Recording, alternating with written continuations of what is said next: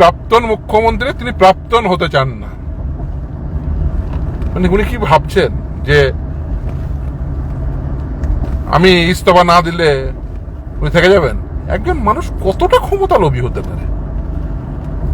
ক্ষমতার লোভ একজন মানুষকে কোন জায়গায় নিয়ে যেতে পারে, এবং ক্ষমতা মাথায় চড়ে গেলে একজন মানুষ কি কি করতে পারে তার উপযুক্ত উদাহরণ হলো এই মমতা বন্দ্যোপাধ্যায়।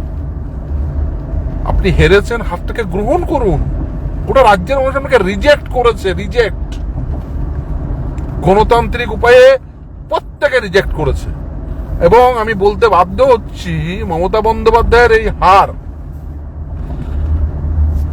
যে কোনো রাজনৈতিক মতাদর্শে বিশ্বাস করতে পারেন, রাজনৈতিক মতাদর্শে হয়তো বিশ্বাস করেন না সাধারণ মানুষ, তারা প্রত্যেকেই চেয়েছিলেন।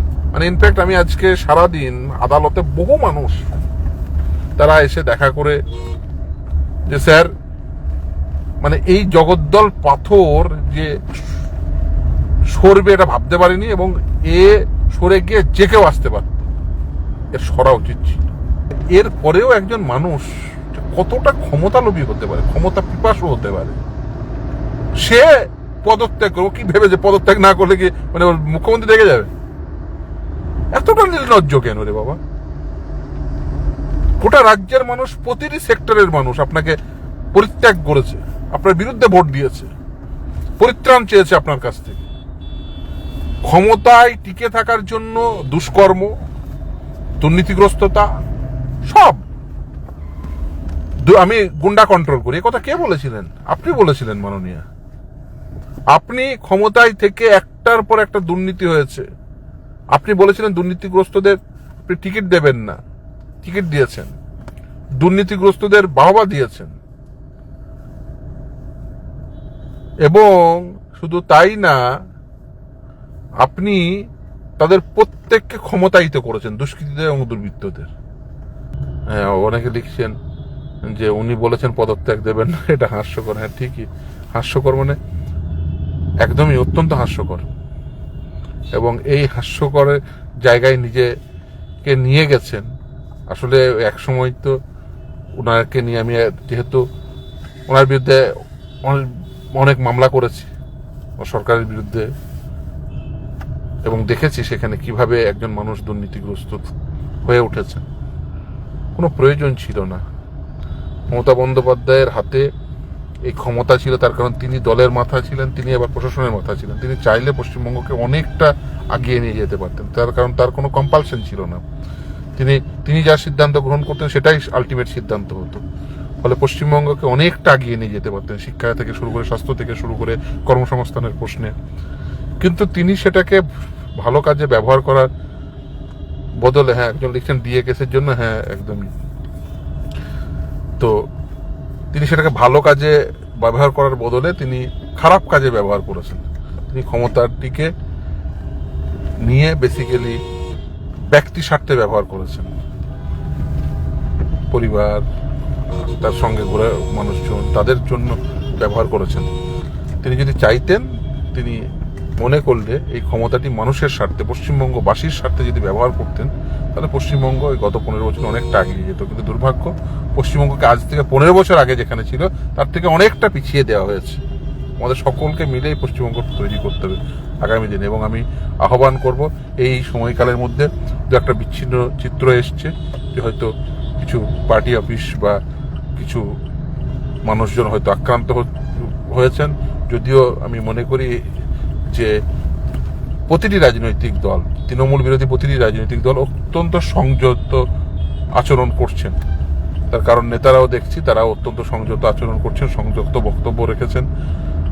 যে ইভেন আমি দেখলাম, আমার নাম বলতে কোনো আপত্তি নেই, সজল বাবু, তিনি নিজে ফেসবুক লাইভ করেছেন, কর্মীদের বিরুদ্ধে ব্যবস্থা, যারা যদি বা কেউ করে থাকেন তাদের বিরুদ্ধে ব্যবস্থার কথা বলছেন।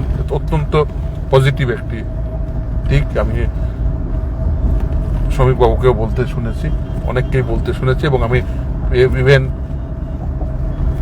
সিপিএম এর পক্ষ থেকেও এবং অন্যান্য প্রতিটি রাজনৈতিক দল সে কংগ্রেস থেকে শুরু করে প্রতিটি রাজনৈতিক দল, এরা তো সকলেই তৃণমূল দ্বারা আক্রান্ত, প্রতিটি রাজনৈতিক দলের নেতা নেত্রীরা তারা অত্যন্ত সংযত আচরণ করছেন এবং সংযত কথাবার্তা বলছেন, এবং যাতে কোনোভাবেই আপনারা দেখবেন আপনারা প্রত্যেকেই সহনাগরিক। তৃণমূল ভুল করেছে, সত্যিই ভুল করেছে, কিন্তু সকলে সহনাগরিক।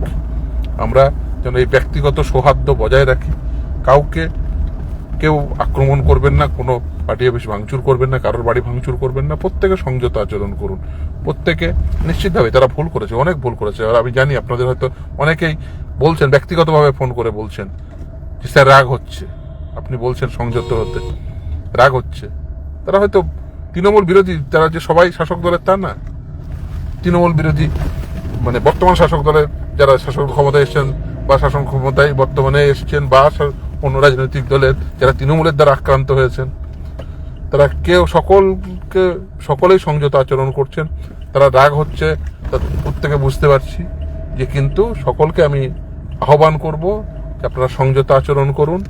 কিন্তু তার মাঝে এই যে পাগলামি, আমি ক্ষমতা ছাড়বো না, পদত্যাগ করব না, এ পাগলামি কি মানে মস্তিষ্কে কি রয়েছে আমি সত্যি বুঝতে অপারগ হচ্ছি যে একজন মুখ্যমন্ত্রী প্রাক্তন হয়ে গেছেন, তিনি সেটা মানতে পারছেন না। অথচ বুদ্ধদেব ভট্টাচার্য তিনি সঙ্গে সঙ্গে মানুষের ম্যান্ডেটটাকে অ্যাকসেপ্ট করে নিয়েছিলেন। ম্যান্ডেটটাকে অ্যাকসেপ্ট করতে শিখুন, গণতন্ত্রে গ্রহণ করতে হয়, এটাই গণতন্ত্রের মাধুর্যতা, গণতন্ত্রে গ্রহণ করতে হয়। মমতা বন্দ্যোপাধ্যায় গণতন্ত্রে মানুষের ম্যান্ডেটটাকে গ্রহণ করতে পারছেন, এটা দুর্ভাগ্যজনক। আমি যাই হোক সকলকেই বলবো সংযত আচরণ করুন, এবং মমতা ব্যানার্জিকে বলবো যে গ্রহণ করতে শিখুন, নাহলে কিন্তু আরো বেশি খারাপ সিচুয়েশনের মধ্যে পড়বে। গ্রহণ করতে শিখুন। আমাদের ভিডিও ভালো লাগলে লাইক এবং শেয়ার করুন।